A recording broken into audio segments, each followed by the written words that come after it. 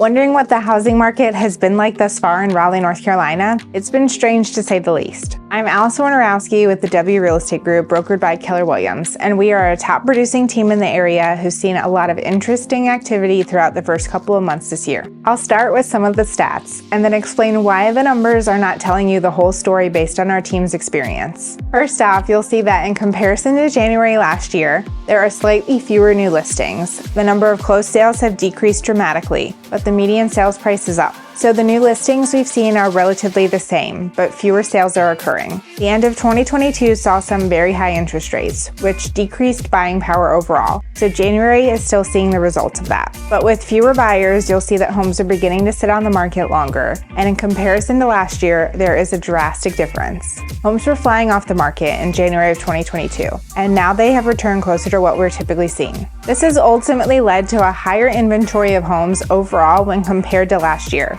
So there is more inventory overall to choose from than what we've seen in the past couple of years in relation to the number of buyers out there. You'll also notice that average sales prices continue to increase across the region by an amount of over 6%. That's a pretty good gain over a one-year period, so current homeowners should be happy. However, if you took a snapshot of the middle of 2022, home prices were up much higher than just 6% when compared to January of 2022. So the high interest rates really did bring down the prices. I also want to point out that the listings are no longer averaging over asking price as you saw last year, as offers are beginning to level out as well. And lastly, our housing affordability index decreased dramatically, which overall indicates that the housing market is leveling out here as well. So let me talk about our team's experience so far this year, as it's been a pretty mixed bag. First off, there is still a ton of buyers out there, as we are working with just as many or more clients than we ever have. But there are quite a few people who are taking their time with the process in comparison to last year, and some that are hoping interest rates go down as the year progresses.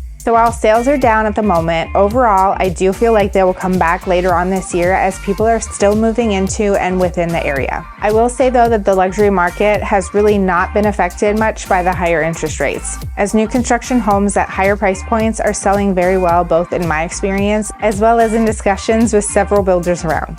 Now, the data also shows an increase in the days on market, and that is absolutely true for some homes. But for well-kept, updated homes in prime locations, those homes are still selling pretty quickly, sometimes in the first weekend. So buyers, don't get too comfortable with the numbers, as I've seen some people take their time thinking a particular home would not sell, and it suddenly goes under contract or it's driven to multiple offers. This has happened even on homes that have been sitting on the market since November of last year, as more buyers are starting to come out for the spring.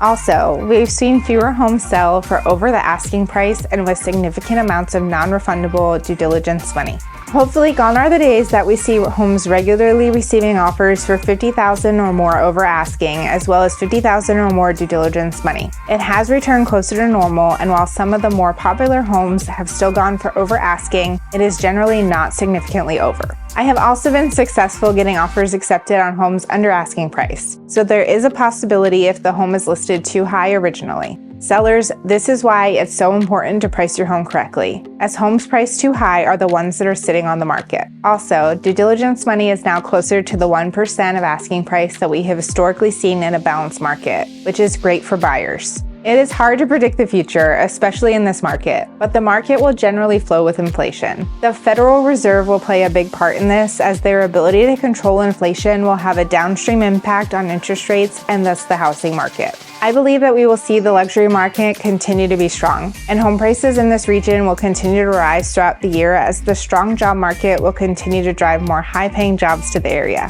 As we get into the spring, I would still expect a shortage of inventory overall, but many people are waiting to list their homes until the springtime, just as many buyers are waiting to buy until spring or summer. I don't believe we will see an incredibly competitive market, but if you plan to buy during the spring or summer, you may very likely run into multiple offer situations that could drive up the price. So my advice to those who are looking to buy is to make sure you do your research on the areas and neighborhoods you want, as well as your wants and needs in a house, so that you're ready to jump on homes as soon as they hit the market. Hesitation in this market will either cost you the house or potentially buy someone else enough time to also submit an offer, thus creating a bidding war. I hope this information was helpful, and if you have any questions or would like our team to help you buy or sell in the Raleigh area, please don't hesitate to reach out. We are experts in helping you narrow down the best location in the triangle for you, as well as what to look for in a house, and we'd love to help you. I'm Allison Wojnarowski with the W Real Estate Group, and thank you for watching. We'll see you in our next video.